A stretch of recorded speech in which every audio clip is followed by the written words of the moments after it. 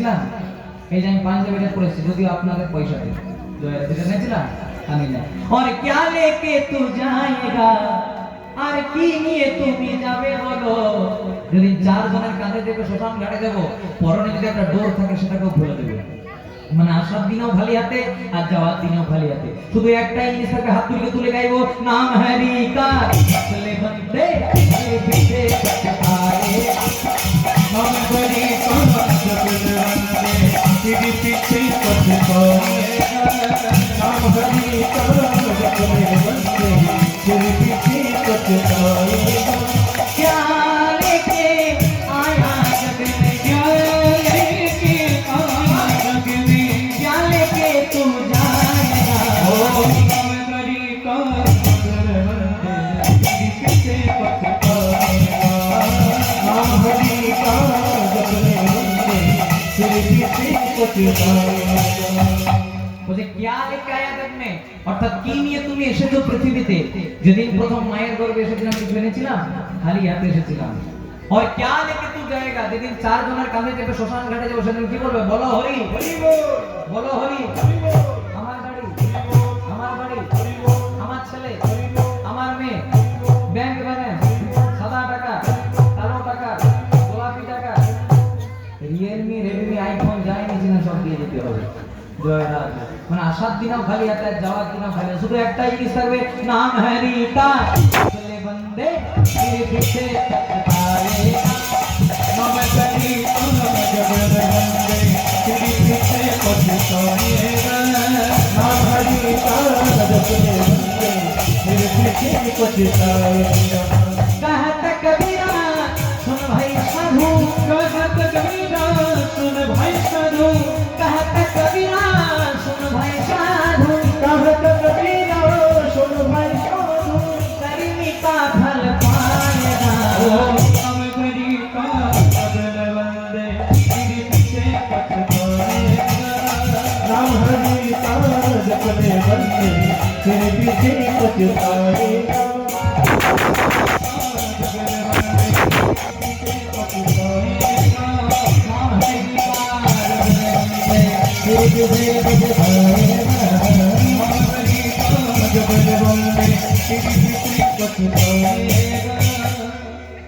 ভগবানের কাছে একটা ঝোলা ছিল মা।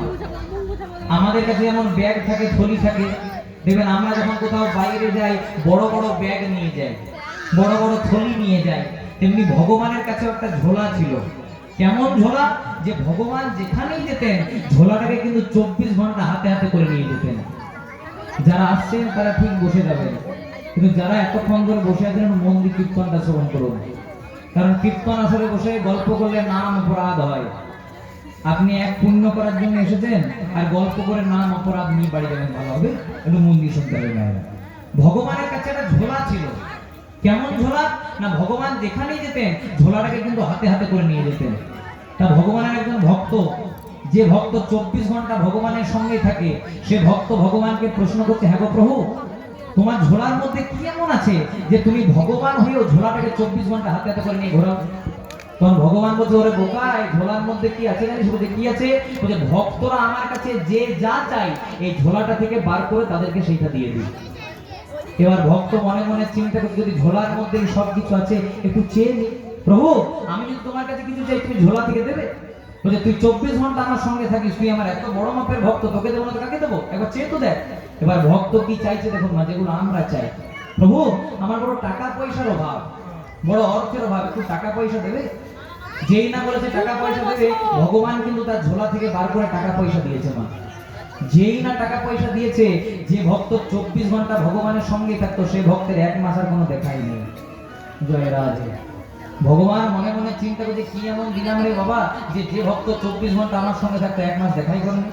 1 মাস পরে আবার এসেছে। তখন ভগবান বলছে, হ্যাঁ রে, আগে যে 24 ঘন্টা আমার সঙ্গে থাকতিস 1 মাস ছিলিস কোথায়? বলছে প্রভু ওই যে টাকা পয়সাগুলো দিয়েছিলেন না, সবগুলো খরচা করতে পারি নাই। কয়েকটা পাঞ্জাব ন্যাশনাল ব্যাংকে দিয়েছি, কয়েকটা এসবিআই ব্যাংকে দিয়েছি, দিতেই সমস্ত। আবার কেন এসেছিস? বলে প্রভু টাকা পয়সা তো দিয়েছিলে, এবার যদি একটা ভালো দেখে ঘর করে দিতে খুব ভালো হতো। বলে ঘর চাই, এটা যে একতলা নয়, তোকে একটা 2 তলা বিল্ডিং করে দিলাম। ভগবান মনে মনে চিন্তা করছে, টাকা পয়সা দিয়েছে, একটা 2 তলা ঘর করে দিয়েছে। ভক্ত আবার এসেছে না, বলছে প্রভু দুতলা একটা ঘর করে দিয়েছো, ঘরটা ভালো হয়েছে, কিন্তু আমার স্ত্রী বলছে একটু যদি টাইলস মার্বেল লাগিয়ে দিতে আরো ভালো হতো। মানে টাইলস মার্বেল চাই, এই যে তোর ঘরের মধ্যে ইটালিয়ান মার্বেল লাগিয়ে দিলাম, টাকা পয়সা দিয়েছে, ঘর করে দিয়েছে, টাইলস মার্বেল লাগিয়ে দিয়েছে, ভগবান মনে মনে চিন্তা করছে আর বোধহয় কিছু চাইবে না, আবার এসে কেমন বলছে প্রভু সব তো দিলে, এবার আমার বড় ছেলেটা বলছে এই হরিনারায়ণপুর থেকে বাগনান হেঁটে হেঁটে যেতে পারবেন, একটা গাড়ির দরকার। বলে গাড়ি চাই, বলে গাড়ি চাই, এই যে তোর দু চাকা করে 4 চাকা গাড়ি দিয়ে দিল। ভগবানের কাছে যা যা চেয়েছে ভগবান সব কিছু ঝোলা থেকে বার করে দিয়েছে। মা সব কিছু দেওয়ার পরেও ভগবানের ঝোলাতে মোটে আর একটি জিনিস পড়ে আছে, সব দিয়েছে আর মোটে একটি জিনিস পড়ে আছে। তখন ভক্ত বলছে প্রভু সব তো দিলে, আর তো মোটে একটা জিনিস ওইটাও দিয়ে দাও। বলছে সব তোকে সব দিয়েছি, কিন্তু এই জিনিসটা দিতে পারবো না বাবা। বলে কেন? কারণ এই জিনিসটা যদি তোকে দিয়ে দিই, তুই আর আমাকে কোনোদিনও ডাকবি, তুই আর আমি সমান সমান হয়ে যাবো। বলছে ঠিক আছে তাহলে দিতে হয় না, একটু বলে তো দাও। বলছে হ্যাঁ বলতে পারি। বলছে কি আছে? বলছে শোন, তোকে টাকা পয়সা দিলাম, তোকে গাড়ি বাড়ি দিলাম, তোকে জমি সম্পত্তি দিলাম, জগতের সব অশান্তি গুলো তোকে দিলাম, কিন্তু একটা জিনিস দিই নাই, যেটা আমি সচরাচর কাউকে দিই না, যে জিনিসটার নাম হলো শান্তি। তাই গৌর প্রেমানন্দে হরি বল। ভগবান শান্তি সবাইকে দেয় না মা। মনে মনে করুন কারো কোটি কোটি টাকা, কিন্তু যতক্ষণ না রাত্রিবেলায় 2 টাকার ঘুমের ট্যাবলেট খাই ঘুম হয় না। তাই শান্তি কাকে দেয়? এই যে আপনার রাত্রি জেগে বসে আছেন।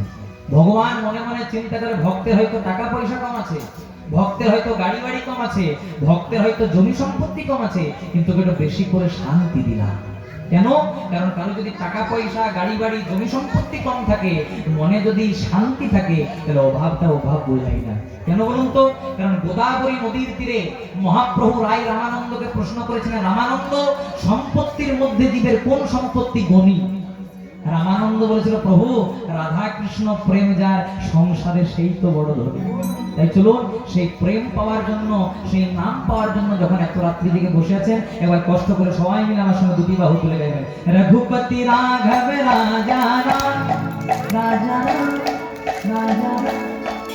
এখনো পেছনে হাত উঠে নাই, এখনো সবার উঠে নাই। হ্যাঁ এইদিকেও হাতগুলো ওঠে নাই। বাহ, জয় রাধে। শুনুন বারবার করে বলবো না, যাদের যাদের হাত আছে তারাই করুন, আর যাদের নাই তোলা দরকার। এবার দেখি কাদের কাদের আছে। বাহ, রঘুপতি রাঘব রাজা রাম, পতিত পাবন দেশিয়া, রঘুপতি রাঘব রাজা রাম, পতিত পাবন দেশিয়া, রঘুপতি रघुपति राघव राजा राम, पतित पावन देशिया, रघुपति राघव राजा राम, पतित पावन देशिया।